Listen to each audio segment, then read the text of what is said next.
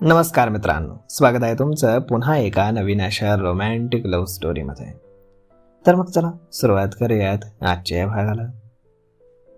किती तो राग, तू आधी अशी नव्हतीस. आधी तू किती प्रेमळ, अल्लड पण तेवढीच समंजस आणि क्यूट मुलगी होतीस, जिच्या प्रेमात मी पडलो. तुझ्यामुळे झाली मी अशी, समजलं? नाव लिव मी, ती पुन्हा रागात बोलली. प्लीज पुन्हा माझी ती गाथा हो ना, अवखळ, गोड, हसरी, माझ्यावर जीवापाड प्रेम करणारी. तो अतिशय हळुवार आणि प्रेमाने बोलला. मेली ती गाथा, ती शांतपणे बोलली आणि त्याच्या डोळ्यात खळकन पाणी आलं. तिच्यावरील पकड त्याची ढिली झाली. तुम्ही मारलत तिला, जीव घेतलात तुम्ही तिचा. तिनं त्याला बाजूला केलं आणि डोळ्यात पाणी आणून म्हणाली, गाथा, I am sorry. Please mister Desai, पुन्हा पुन्हा हे सॉरी बोलून तुम्ही किती इनोसंट आहात हे दाखवण्याचा प्रयत्न करू नका. त्याचा काही फायदा नाही. तुम्ही दिलेल्या जखमांना मी इथे ठेवलंय. तिनं तिच्या हृदयावरती बोट ठेवलं. त्यामुळे हे असं माझ्या समोर येऊन सॉरी बोलून तुमचं माझ्यावर अजून किती प्रेम आहे हे दाखवण्याचं नाटक बंद करा. तुला वाटते मी नाटक करतोय? हो, नाटकच आहे. आधी जखमा द्यायच्या आणि नंतर सॉरी म्हणून सगळं घालवून टाकायचं. जुनी सवय तुमची. तुला खरंच माझ्या डोळ्यात प्रेम नाही दिसत? तो कळवळून बोलला. हो दिसतं ना, पण ते फक्त तुमच्या स्वतःसाठी. असं बोलून तुम्हाला हर्ट करतेस, माहीत आहे तुला. 4 वर्षांपासून तुला वेड्यासारखा शोधतोय मी. मान्य आहे, त्यावेळी मी डोक्यात राग घालून वागलो, पण त्यावेळी परिस्थिती तशी होती. आपलं लग्न व्हावं म्हणून तू जे काही केलंस ते कळाल्यावर खूप डिस्टर्ब झालो मी. माझ्या जागी तू असतीस तर कदाचित तूही माझ्यासारखी वागली असतीस. पण जे झालं त्याला ना मी बदलू शकतो ना तू. आपल्या सगळ्या गोष्टी विसरून एक नवीन सुरुवात करूयात. मला तू हवी आहेस. तुझं प्रेम हवंय गाथा. प्लीज परत ये माझ्याकडे.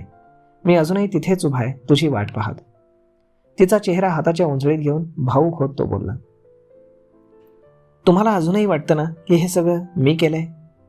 ती उदासपणे हसली आणि देव तिच्याकडे पाहू लागला. मग तर विषयच संपला मिस्टर देव. आपल्या बोलण्याला काही अर्थ नाहीये. ती पुन्हा उदासपणे हसत बोलली.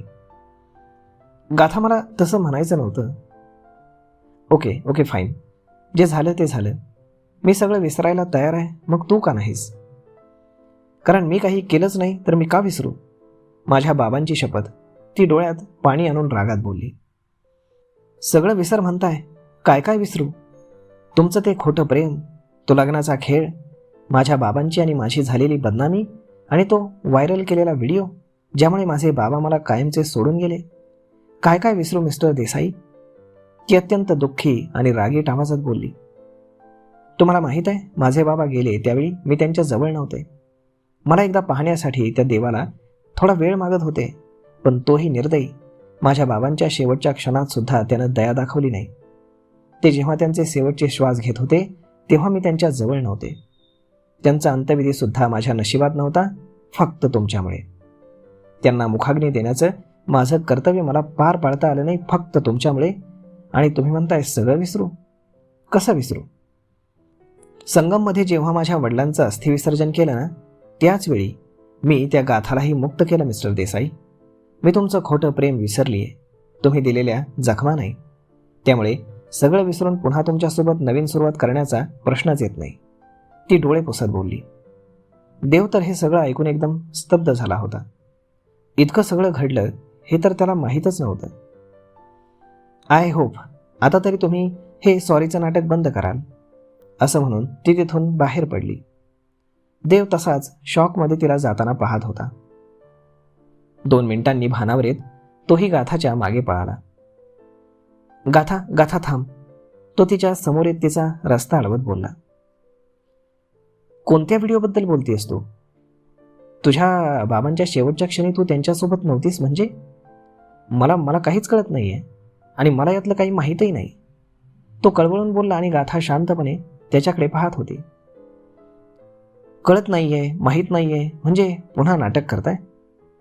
माझ्या आईबाबांची शपथ गाथा, विश्वास ठेव माझ्यावर.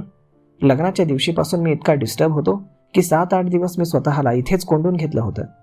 सगळं विसरायचा प्रयत्न करत होतो आणि तुला आपल्या प्रेमाला, तुझ्या आठवणी छळत होत्या मला. म्हणून 24 तास मी नशेत होतो. मला काहीच माहीत नाही. तुझे बाबा गेले हे मला त्यांच्या मृत्यूनंतर न्यूजमध्ये कळालं. त्यावेळी मी तुला भेटण्यासाठी तुझ्या घरी आलो होतो, पण समीरनं मला गेटच्या आतही येऊ दिलं नाही. हो, बरोबर आहे. माझ्यासोबत लग्न मोडल्यावर तुम्ही इथेच होतात, तुमच्या लाडक्या ममतासोबत. माझा धोका, तुमची चूक विसरण्यासाठी तुम्हाला तिनं मदत केली ना? सगळं माहीत आहे मला. काय बोलतेस तू? ममता मध्येच कुठून आली? मध्ये ती नाही, मध्ये मी आले होते तुमच्या दोघांच्या. ती हलकसं हसत बोलली. एनिवे, मला आता त्याचं काही वाटत नाही. तुम्ही कुठल्याही मुलीसोबत राहा, आय डोंट केअर. पण माझ्या पिछा सोडा. आपल्यात आता काही उरलं नाही, ना मैत्री ना प्रेम. उरल्यात फक्त त्या जखमा, ज्या तुम्ही मला दिल्यात आणि त्या मी इथे ठेवल्यात. तिनं तिच्या हृदयावरती बोट ठेवलं. तशाच जपून ठेवल्यात, का माहीत आहे? कारण जेव्हा जेव्हा जेव्हा मी कमजोर पडते ना, तेव्हा या जखमांना आठवून मी अजून सक्षम बनते. या जखमा मला पुढे जाण्यासाठी प्रोत्साहित करतात. या जखमा मला मी केलेल्या चुकांची जाणीव करून देतात आणि मी लगेच सावरते. या जखमा मला माझी किंमत, माझी क्षमता जाणवून देतात. या जखमा मला माझा भूतकाळ विसरण्यासाठी मदत करतात. या जखमा आता माझ्या आयुष्याचा एक महत्त्वाचा भाग बनल्यात, ज्यापुढे मी जातीये, प्रगती करते. खुश आहे मी यांच्यासोबत. ती निर्विकार चेहऱ्याने बोलली आणि तिचं बोलणं देवला त्याच्या हृदयावरती कोणीतरी चाकून वार करतंय असं वाटू लागलं. गुड बाय मिस्टर देसाई, असं म्हणून ती गेटच्या बाहेर पडली. गाथा गेल्यावरती देव फार्म हाऊसवरती थांबला. ती जे काही बोलत होती या सगळ्या गोष्टी तर त्याला माहीतही नव्हत्या. ती माझ्यामुळे तिच्या बाबांच्या शेवटच्या क्षणात त्यांच्या जवळ नव्हती. माझ्यामुळे ती त्यांना मुखाग्नी देऊ शकली नाही याचा अर्थ त्याला लागत नव्हता. कारण तो तर त्यावेळी फार्म हाऊसवर एकटाच होता. मग या सगळ्यांना तो कारणीभूत कसा? आणि तो व्हिडिओ, कोणता व्हिडिओ? या सगळ्या गोष्टी त्याला आता चैन पडू देत नव्हत्या. त्यानं लगेच शिवला कॉल केला. हॅलो देव. अरे कुठेस तू? फोनही घेत नाहीयेस. शिव बोलला. लगेच फार्म हाऊसवर ये. एवढं बोलून देवनं फोन ठेवला. Farm house? Hello Dev. Hello. शिवला त्याच्या काही बोलण्याचा अर्थ लागत नव्हता, पण त्याच्या आवाजात एक गंभीरता होती जी शिवला जाणवली. तो लगेचच फार्म हाऊसवरती गेला. शिवारे कुठे जातोयस? ममता बोलली. देव फार्म हाऊसवर आहे आणि मला त्याच्या आवाजावरनं तो काही ठीक वाटत नाहीये. ओ गॉड, चल मी पण येते. नाही नको. त्याला जेव्हा फार स्ट्रेस असतो तेव्हा तो फार्म हाऊसवरती एकटं राहणं पसंत करतो. मलाही त्याच्या मर्जीशिवाय तिथं जाण्याची परवानगी नाही. त्यानं बोलवलंय म्हणजे नक्कीच तो डिस्टर्ब आहे. मी जातो, तू इथे सांभाळ. असं बोलून शिव निघून गेला. देवने शिवला फार्म हाऊसवरती बोलावलंय म्हणजे तो डिस्टर्ब आहे. म्हणजे त्याच्यात आणि गाथामध्ये नक्कीच वाद झालाय. देवा, मी जो विचार करते तसंच असू दे. गाथा आणि देव कधीच एकत्र येऊ नयेत देवा. ममता मनातच खुश होत बोलली आणि त्याच वेळी तिच्या फोनवर राजनचा फोन आला. आता याचा फोन कशाला येतोय असं पुटपुटत ती तिच्या केबिनमध्ये गेली. हॅलो ममता. एक गुड न्यूज आहे, राजन बोलला. माहीत आहे मला. गाथा आणि देवचं पुन्हा जोरदार भांडण झालं आणि त्यामुळे देव डिस्टर्ब आहे. आय नो एव्हरीथिंग, बिकॉज हे सगळं मीच केलंय. माईंचं नाव पुढे करून देवला गाथाच्या विरोधात मीच भडकावलं होतं, ममता बोलली.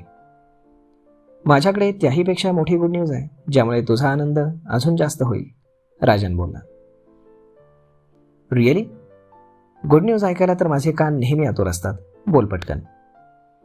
गायत्रीला तुझ्याबद्दल सगळं कळालंय, राजन बोलला. कोण गायत्री आणि काय कळलं तिला? ममता न समजून बोलली. डॉक्टर, तुझी मेमरी लॉस होत चालली आहे, तुला उपचारांची गरज आहे, राजन पुन्हा हसत बोलला. नीट बोल आणि काही कळेल असं बोल, ती चिडून बोलली. सकाळी तू गायत्रीला भेटली होतीस ना, जिला तू गाथाबद्दल बोलत होतीस? ती गायत्री आणि तिचं काय? ममता बोलली.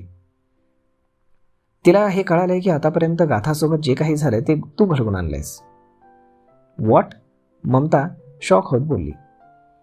आहे ना गुड न्यूज? झाला ना आनंद? राजन हसत बोलला. पण ममता मात्र हे सगळं घाबरून ऐकत होती.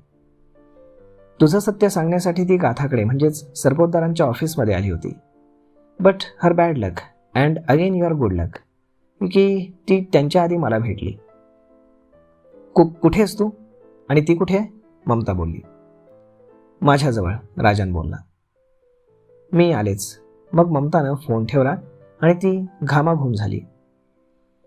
इकडे शिव फार्म हाऊसवरती आला. देव त्याचीच वाट पाहत कुठल्या तरी विचारांमध्ये हरवला होता.